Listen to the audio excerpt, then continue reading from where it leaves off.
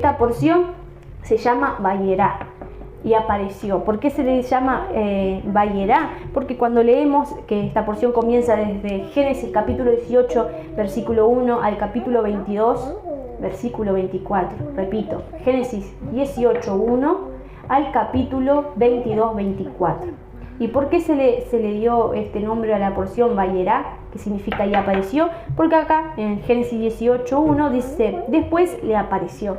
Por eso se le da el nombre a las porciones, y apareció. Y yo como subtítulo le puse, ¿cómo conocer los tiempos y las profecías de Dios? Muchos de nosotros hemos conocido o hemos estado en iglesias donde la profecía es moneda corriente, ¿no? Donde no quieren ordenar su vida, pero sí quieren que le des una profecía, ¿no? ¿Y cuándo va a ser el fin del mundo? ¿Y me podés profetizar si voy a tener mi camioneta? ¿Cuándo me van a ascender del trabajo? O no sé, ¿cuándo voy a tener la casa de mis sueños? ¿Cuándo será el tiempo? Profetizame, ¿cuándo será el tiempo de que me voy a casar con mi amada o con mi amado? ¿No? ¿Cuándo voy a encontrar? Siempre están buscando ese tipo de profecías, ¿no?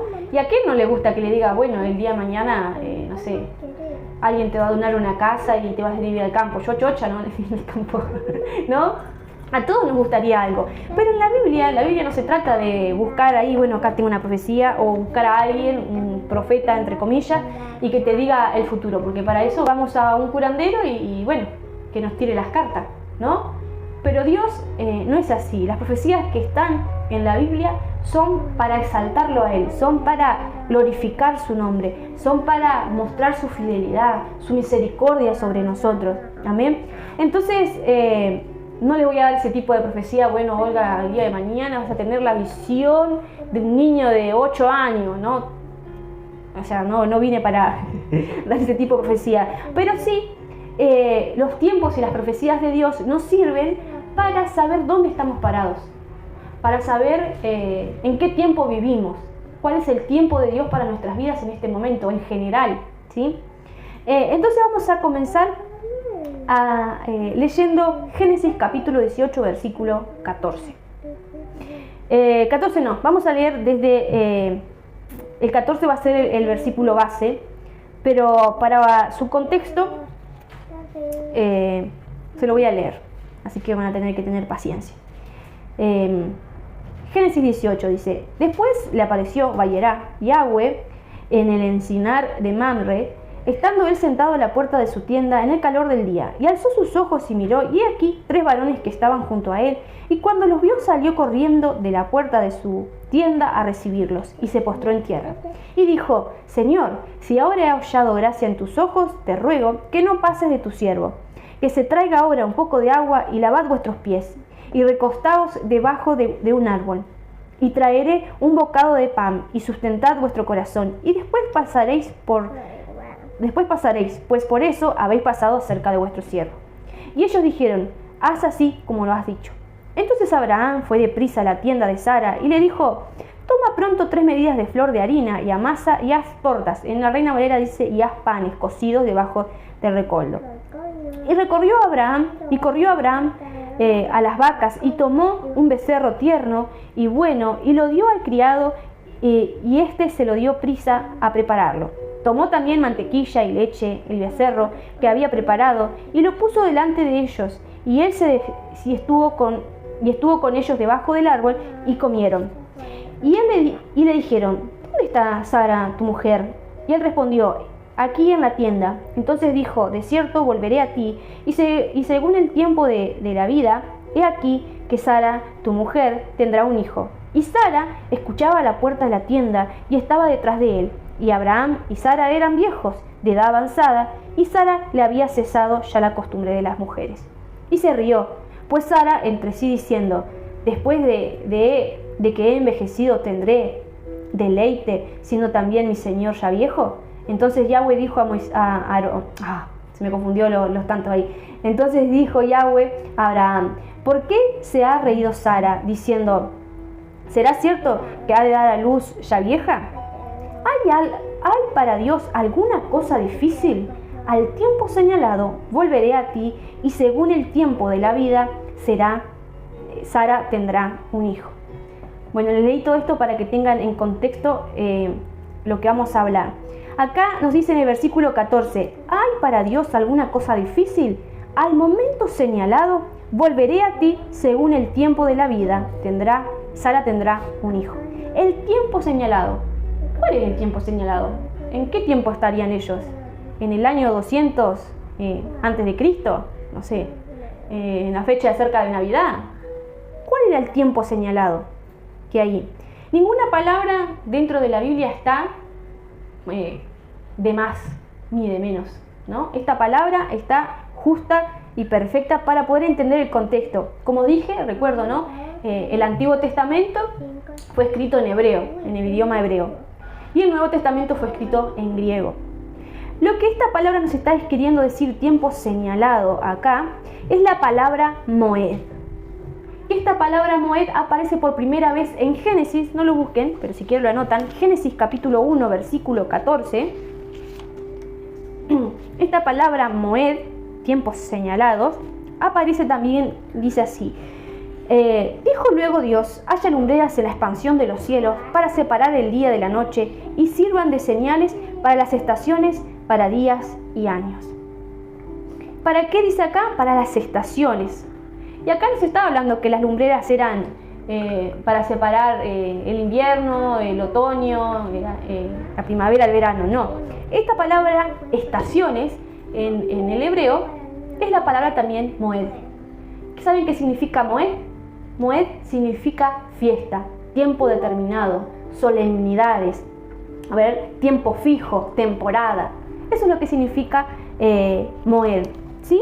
Entonces le dijo, ¿hay para Dios alguna cosa difícil? Al moed, en el tiempo señalado, en las solemnidades, volveré a ti, y según el tiempo de la vida.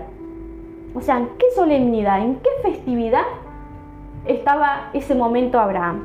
Ahora vamos a conocer más adelante, pero quiero que sigamos leyendo para conocer un poquito lo que iba a suceder en esta festividad, ¿sí? Porque en Levíticos capítulo 23, como dije que moed significa festividad, solemnidad, tiempo determinado, tiempo fijo. Esta palabra también aparece en Levíticos 23, que nos habla de las fiestas. Dice, habló Yahweh a Moisés diciendo, habla a los hijos de Israel y diles, las fiestas solemnes de Yahweh. Aquí las fiestas solemnes también aparece en el hebreo moed, ¿sí? Entonces, lo que nos está diciendo acá, le estaba diciendo a Abraham, que en las fiestas solemnes, en estas fiestas solemnes, yo volveré a ti, en estas fiestas solemnes, de aquí a un año, Sara iba a tener un hijo. Ahora vamos a descubrir cuál era esa fiesta y qué importancia tiene en esta porción. Dice así, sigamos leyendo el versículo 16 del capítulo 18. Y los varones se levantaron de allí y miraron hacia Sodoma, y Abraham iba con ellos acompañándolos. Y Yahweh dijo, encubriré yo a Abraham lo que voy a hacer, habiendo de ser Abraham una nación grande y fuerte, y habiendo de ser benditas en él todas las naciones de la tierra.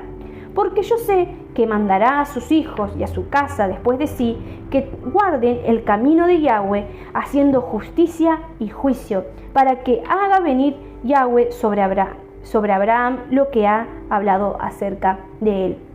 Y me gusta el versículo 17 que dice, encubriré yo a Abraham lo que voy a hacer. ¿Qué cosas ocultas hay para los hijos de Dios? Para aquellos que andan, dice, en el camino de justicia y de juicio. Aquellos que andan guardando sus fiestas, aquellos que andan guardando sus mandamientos. Y fíjense que en Tesalonicenses, Primera de Tesalonicenses, capítulo 5, hacen una pregunta similar o una contestación similar a lo que se nos está diciendo acá. Dice, ¿no? Encubriré yo a Abraham lo que voy a hacer. Y acá nos dice en Tesalonicense, Primera de Tesalonicense, capítulo 5, versículo 1, dice, acerca de los tiempos y de las ocasiones no tendréis necesidad, hermano, de que yo os escriba, ¿no? Porque vosotros sabéis perfectamente que el día del Señor vendrá así como ladrón en la noche. En otras palabras, lo que nos está diciendo, encubriré yo las señales o lo que va a pasar, porque ustedes saben, ¿no? Lo estoy parafraseando en versión Ximena, ¿no? No tengo necesidad de hablarle de los tiempos. Acá dice, pero acerca de los tiempos, esta palabra tiempos es la palabra chronos en griego, que también significa tiempo fijo o temporada, ¿sí? Y acá dice, y de las ocasiones. En otras versiones más antiguas dice tiempos señalados, que es la palabra kairos, ¿sí? Para los que están buscando en internet, la palabra chronos, el Strong 5550, y kairos, Strong 2540, ¿sí? Para que lo puedan buscar. También kairos significa tiempo fijo, determinado o temporada. Lo que nos está hablando que los tiempos señalados, o sea, aquí en Tesalonicenses nos está hablando del futuro, ¿no? Dice, porque cuando digan paz y seguridad, entonces vendrá sobre ellos destrucción repentina, como ladrón, como dolores a la mujer encinta, y no escaparán. Mas vosotros, escuchen bien, mas vosotros, hermanos, no estáis en tinieblas, para que el día os sorprenda como ladrón, porque todos vosotros sois hijos de luz e hijas del día, y no somos de la noche ni de las tinieblas, ¿no? O sea, lo que nos está queriendo decir, ustedes conocen los tiempos fijos, las temporadas, las estaciones que Dios ha dejado marcados, sus fiestas solemnes, para saber qué cosas van a suceder. Como dije el título, cómo conocer los tiempos y las profecías de Dios, conociendo sus fiestas. ¿Por qué es tan importante las fiestas de Dios para nuestras vidas? Para saber dónde estamos parados, para saber qué depara de aquí en más, ¿sí? Entonces dice, acerca de los tiempos, o sea, de los jairos, de los cronos y los kairos, no tengo necesidad de decirle qué tiempo, porque ustedes ya conocen, ustedes están en luz, ya no andan en tinieblas y conocen perfectamente lo que son las fiestas, ¿sí? Entonces, sigamos leyendo en Génesis, ¿no? ¿Encubriré yo? No va a encubrir nada, porque los hijos de luz saben lo que el Padre hace, ¿sí? Entonces dice, no se lo voy a leer, ¿no? Pero dice el versículo 20, dice, entonces Yahweh le dijo, por cuanto el clamor contra Sodoma y Gomorra se ha aumentado más y más, y el pecado de ellos se ha agravado en extremo, descenderé ahora y veré si han consumado su obra según el clamor que ha venido hasta mí, y si no, lo sabré. Dios lo que iba a hacer era destruir la tierra de Sodoma y Gomorra. ¿Por qué? Por el pecado en gran manera que había. Y dice que el clamor de él subió. El clamor de alguien, en el otro pasaje dice el justo Lot, que vivía en Sodoma y Gomorra. Seguramente Lot clamó angustiado por lo que estaba pasando en la tierra donde él estaba viviendo, que el pecado era grande, que no había misericordia, que había maldad. Entonces Dios escuchó. Hoy cantábamos, ¿no? Oyes el clamor del quebrantado, ¿no? La canción de Cristín de Clario. Y es eso lo que hace Dios. Escucha la voz, la oración de aquel que clama, que está quebrantado ante tanta inmundicia, ante tanta maldad. Entonces dice, yo no le voy a encubrir esto a mi profeta Abraham, porque Abraham era un profeta, lo tenían como profeta también. Yo no le voy a encubrir a mi hijo lo que voy a hacer. Entonces, ¿qué hizo Abraham? Sigamos leyendo el 24 hasta el 32. Dice que Abraham le dijo, pero Señor, pero si hay cuentas justas vas a destruir. Le dice, el juez de toda la tierra, ¿no ha de ser lo que es justo? O sea, yo sé que tú eres un Dios justo. ¿Vas a destruir igual la tierra? Pero dice, bueno, por los 50, si hay 50 justos, no la voy a destruir. Y después dice que sigue diciendo, pero si hay 40, ¿y si hay 30? Pero si hay 20, y él decía, no, por esos 20 yo no voy a destruir. Y pero si hay 10, no, por el amor de esos 10 yo no voy a destruir. Pero sin embargo, ni siquiera 10 personas se encontraban ahí que fuesen justas. Y dice el versículo 33 del capítulo 18, y Yahweh se fue luego que acabó de hablar a Abraham. Dice, y Abraham volvió a su lugar. Acá en este versículo nos enseña algo hermoso. ¿Por qué? Porque Dios tiene la última palabra. Y dice, y Yahweh se fue y acabó de hablar a Abraham. Y Abraham volvió a su lugar. Abraham cumplió con clamar, interceder por su familia, por otros pueblos también. Pero Dios tiene la última palabra. Él cuando dice, lo hace. Pero sin embargo, Dios tuvo misericordia de Lot. ¿sí? Él mandó a los ángeles a buscar a Lot para advertirlo de lo que estaba sucediendo. Y dice que me llama la atención, ¿no? Abraham volvió a su lugar. Es algo que a nosotros tenemos que aprender, es volver a nuestro lugar. Clamar, sí, por nuestras familias, clamar por nuestras familias, clamar por aquel que está necesitado. Pero llega un momento que nosotros tenemos que volver a nuestro lugar. Dejar que Dios sea el que esté obrando. Dejar que Él haga como Él quiere. Hace unos días hablaba con mamá y le decía, mamá, pero no puedes estar preocupada por esto. Le digo, vos ya hablaste, vos ya aconsejaste y no quieren entender. Hay algo que vos no podés hacer, que solo Dios puede hacer. Solo Dios puede tocar su corazón y cambiar a la persona. Es momento de volvernos a nuestro lugar. Quédense quietos, ahí, clamen, muy bien. Pero es momento de dejar que Dios haga lo que tenga que hacer. Y vemos que en el capítulo 19, vamos a leerlo hasta el 3. Llegaron pues los dos ángeles a Sodoma a la caída de la tarde, y Lot estaba sentado en la puerta de Sodoma.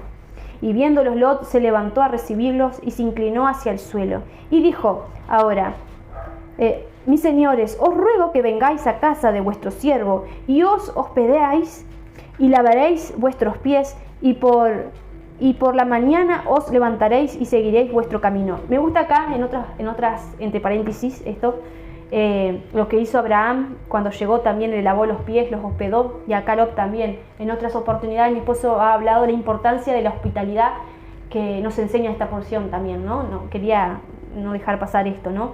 Que aún un vaso de agua, porque dice la palabra, que no sabemos si son ángeles los que les damos un vaso de agua a alguien que esté pasando por la calle, ¿sí?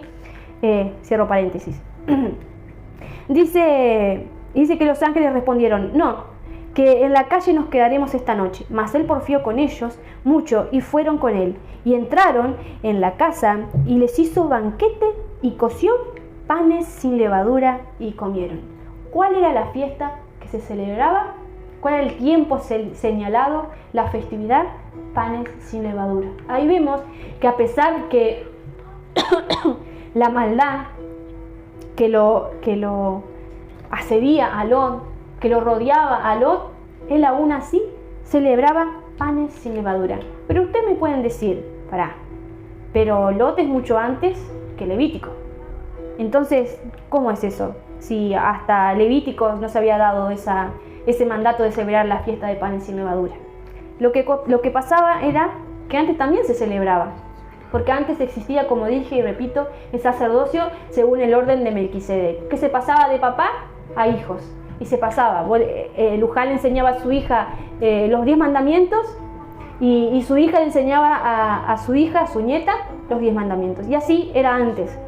Pero en Levítico, en el sacerdocio levítico, se dejó escrito, ¿sí? Lo que tenemos hoy acá, se dejó escrito cómo se debía celebrar. Antes era por boca, pero imagínense lo difícil que sería pasar algo de boca en boca, ¿no? Porque es como un teléfono descompuesto, ¿no? Tendría que ser alguien justo, porque Melquisedec significa rey, Melec significa rey, y Sedic significa justo, rey de justicia. El que tenía que ser encargado de transportar la palabra de Dios tenía que ser alguien justo, que guardara sus mandamientos. Entonces, en esa época también celebraban panes sin levadura. Entonces podemos entender que en el año siguiente, en el próximo año de panes sin levadura, iban a ser Ismael. Un dato curioso que quizás a veces se nos pasaba de alto. Pero ¿qué tiene que ver? ¿Qué nos enseña panes sin levadura? A ver si alguien se acuerda o ¿qué nos enseña panes sin levadura? ¿Hay alguien escuchando del otro lado? Primera de Corintios capítulo 5 nos enseña qué es la levadura. Primera de Corintios capítulo 5 versículo 6 al 8. Dice, ¿no es buena vuestra jactancia? ¿No sabéis que un poco de levadura leuda toda la masa? Limpiaos, pues, de la vieja levadura, para que seáis nueva masa, sin levadura, como sois, porque nuestra Pascua, que es Cristo, ya fue sacrificada por nosotros. Así que celebremos la fiesta, el Moed, el tiempo determinado, no con la vieja levadura, ni con la levadura de malicia, de maldad, sino con panes sin levadura, de sinceridad y de verdad. ¿Qué hizo Dios con Lot? Imagínense en que Lot es la harina y la levadura era Sodoma y Gomorra. Dios necesitó sacar a esa pequeña harina que había ahí y Claro, pero lo sacó a Lot porque iba a destruir la tierra de Sodoma y Gomorra. La levadura era tanta que necesitaba de alguna manera sacar a ese poquitito de harina que era el único justo ahí, ¿no? Con su familia. Entonces nos dice que debemos sacar esa vieja levadura. Recordemos que nosotros en esa fiesta son 7 días, ¿no? Y no comemos nada que tenga levadura, nada que sea leudado. ¿Por qué? La levadura lo que hace en la harina es descomponer la harina, ¿sí? Empieza a fermentar y se hincha. ¿Y qué puede estar en nosotros que nos hinche? El ego, el orgullo, la soberbia, la mentira, la maldad, el adulterio, la fornicación. Todas esas cosas Dios nos manda en esa semana. Obviamente que después de esa semana no va a volver a mentir y no a volver a esa levadura. Sino que imagínense que en esa semana nosotros pensamos y sacamos literalmente, ¿no? Con Eli hacemos un juego, escondo varios pedacitos de pan por toda la casa o masita, hago masa con harina así, lo escondo en varios lugares de la casa y ella tiene que ir a sacar y lo tirar afuera de la casa. Y eso habla de nosotros, que lo que tenemos que hacer nosotros, que en cada rinconcito de nuestra mente, de nuestro corazón, sacar eso que nos está leudando para mal. Si bien la levadura, si podemos pensar del lado bueno, que leude la levadura buena en el caso del amor, de la bondad. Pero en este caso nos habla la fiesta que debemos ser panes sin levadura. Fíjense que la historia más adelante sigue diciendo que Abraham tiene al hijo y Dios manda a sacrificarlo. Esa criatura que nació, ¿no?, en panes sin levadura, también representa lo que Yeshua hizo, ¿no? Porque Isaac representa el sacrificio que Yeshua iba a hacer. Yeshua fue el pan sin levadura, dice que Él es el pan de vida, pero no un pan con levadura, sino sin levadura. Amén. Entonces, esta porción nos enseña que debemos conocer la importancia, ¿no?, de sus fiestas, no solo para observarlas, porque hay mucha gente que las observa. Sí, conozco de la fiesta, pero no la practico. Sino que cada fiesta, si bien algunas tuvieron ya cumplimiento, como Pascua, por ejemplo, que ya Yeshua hizo, fue el Cordero, ¿no? Fue también el pan sin levadura, pero nos quedan las otras fiestas, cuando Él va a venir, Yom Teruah, Yom Kippur, el Día del Perdón, los tabernáculos. Esas cosas nos enseña a saber dónde estamos parados, no que alguien nos venga a decir, no, mañana va a venir Jesús, prontate. No. Por eso en Tesalonicenses decía, no tengo necesidad de hablarle de los tiempos, de las ocasiones, porque ustedes ya conocen los tiempos determinados. Cada cosa que puso en Levítico 23 es por algo determinado para algo importante. Entonces, bueno, les dejo con esta palabra. Espero que les sea de bendición y que pensemos que los tiempos y las profecías de Dios son para exaltarlo a Él, son para demostrarnos y conocer, que no estemos ignorando de las cosas que van a suceder. De cuando alguien nos venga a decir, no, mirá, el anticristo, Jesús está en la vuelta de la esquina, o mañana va a venir Jesús. No, yo ya sé los tiempos determinados. Amén. Entonces, en esta ocasión hablamos de panes sin levadura, de sacar esa levadura, de preservar la justicia, el juicio. Amén.